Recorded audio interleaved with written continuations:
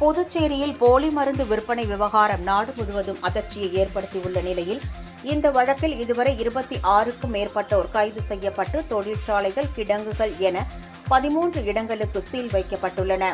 மேலும் இந்த வழக்கு விசாரணை சிபிஐக்கு மாற்றப்பட்டுள்ளது. இதனிடையே புதுச்சேரி மாநில மருந்து கட்டுப்பாட்டுத்துறை அதிகாரிகள் பல்வேறு மருந்தகங்களில் தீவிர சோதனை நடத்தி வருகின்றனர்.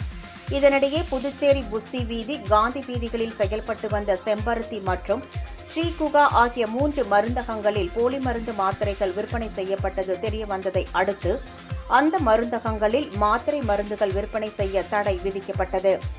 இந்நிலையில் போலி மருந்து மாத்திரைகளை விற்பனை செய்த மருந்து கடைகளை மாநில செயலாளர் அன்பழகன் தலைமையில் 50க்கும் மேற்பட்ட அதிமுகவினர் திடீரென முற்றுகையிட்டு போராட்டத்தில் ஈடுபட்டனர். மேலும் போலி மருந்து மாத்திரைகளை சாலையில் கொட்டி அரசுக்கு எதிராக முழக்கங்கள் எழுப்பினர். இதனைத் தொடர்ந்து போலி மருந்துகள் விற்பனை செய்த கடைகளின் கதவுகளை மூடி பூட்டு போட்டனர். மேலும் அப்பகுதியில் உள்ள மருந்து கடைகளுக்கு சென்று போலி மருந்து விற்பனை செய்யக்கூடாது என எச்சரிக்கை விடுத்தனர். இதனால் அங்கு பரபரப்பு ஏற்பட்டது. அப்போது புசி வீதி, காந்தி வீதியில் செயல்பட்டு வந்த செம்பருத்தி மற்றும் ஸ்ரீகுகா இந்த 3 மருந்து கடையிலையும் டூப்ளிகேட் மருந்து விற்கிறாங்க. அந்த அந்த அந்த அந்த போலியான மருந்து விற்கப்படுகிறது. மாத்திரைகள் விற்பனை செய்யப்பட்டது தெரிய வந்தது. இதையடுத்து அந்த மருந்துகளில் மாத்திரை மருந்துகள் விற்பனைக்கு தடை விதிக்கப்பட்டது. தடை விதிக்கப்பட்டதுன்னு சொல்லிட்டு அந்த மருந்து கட்டுப்பாட்டு துறையினுடைய அதிகாரி பத்திரிகை வாயில சொல்றாரு. சரிங்களா? ஆனா காலையில இருந்து பாக்குறோம், ஒரு 7 மணில இருந்து இந்த மருந்து கடை திறந்து வித்து நிக்கிறீங்க. அப்ப இது இந்த போலி மருந்து கடைக்காரன் தான் இங்க புதுச்சேரியினுடைய ஆட்சி நடத்துறானா? போலி மருந்து கடைக்காரனுடைய கட்டுப்பாட்டுல தான் இந்த அரசு நிர்வாகம் இருக்குதா?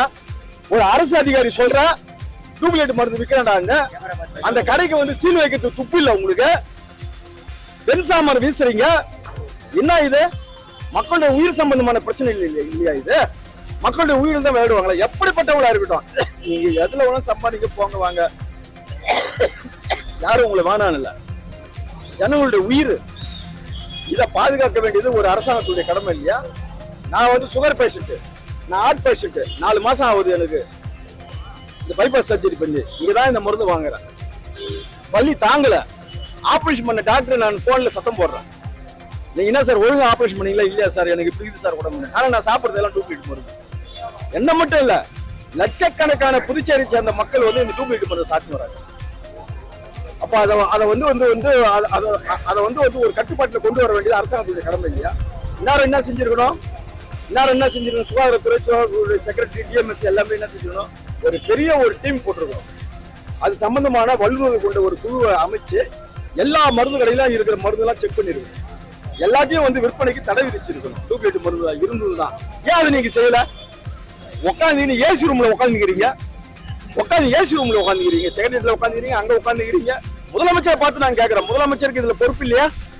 முதலமைச்சருக்கு இதுல ஏன் வாய் மூடி மௌனமா இருக்க வேண்டிய அவசியம் என்ன ஆகுது? மக்களுடைய உயிர் தானே, மற்ற பிரச்சனைக்கு நீங்க பதில் சொல்ல வேணாம். இது மக்களுடைய உயிர் சம்பந்தமான பிரச்சனை. இந்த அரசாங்கம் என்ன நடவடிக்கை எடுத்தது என்பது சுகாதாரத்துறை அமைச்சர் தானே நீங்க சொல்லணும்.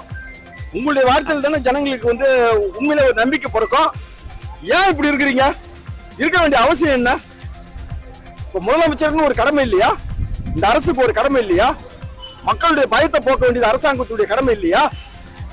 இத மாதிரி தினந்தோறும் போலி மருந்து தான் நாங்க என்னன்னு கேட்ட பொதுமக்கள் வாங்கி சாப்பிடுவேன்.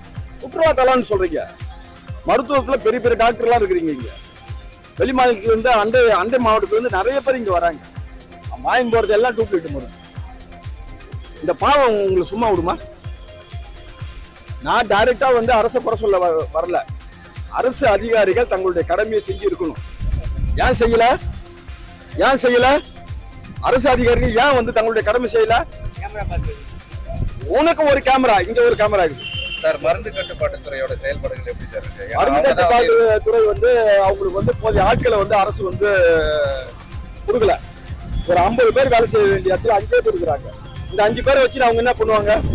கலால் துறை போலி மதுபானம் தயாரிக்கிறானா விற்கிறானா என்பதுக்கு ஸ்பெஷல் ஸ்குவாடு போடுறீங்க, 10 போலீஸை போடுறீங்க, அங்கேயும் குடிக்கிறீங்க. போலி மருந்து இருக்குதா இல்லையா என்பதுக்கு அந்த துறை ஸ்குவாடு வைக்கணுமா இல்லையா?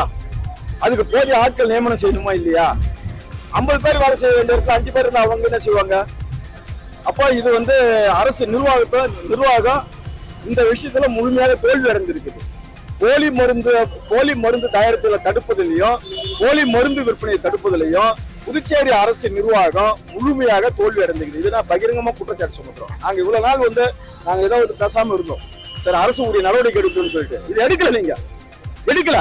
டூப்ளிகேட் மருந்து விற்கிறான், அவன் கடைக்கு சீல் வைக்கல, அறிக்கை மட்டும் வெளியே விடுறீங்க. யாரை ஏமாத்துறீங்களா? யாரை ஏமாத்துறீங்க? ஜனங்களுடைய உயிர் இல்லையா இது? மக்களுடைய உயிர் இல்லையா? உங்களுக்கு வந்து ஆட்சியை உட்காந்து மக்களுடைய உயிர் மண்ணாங்கட்டியா? மண்ணாங்கட்டி நினைக்கிறீங்க? பயந்து சாவுறாங்க ஜனங்க. முதலமைச்சர் வெளில வந்து இதுக்கு தயவு செஞ்சு பேசணும்.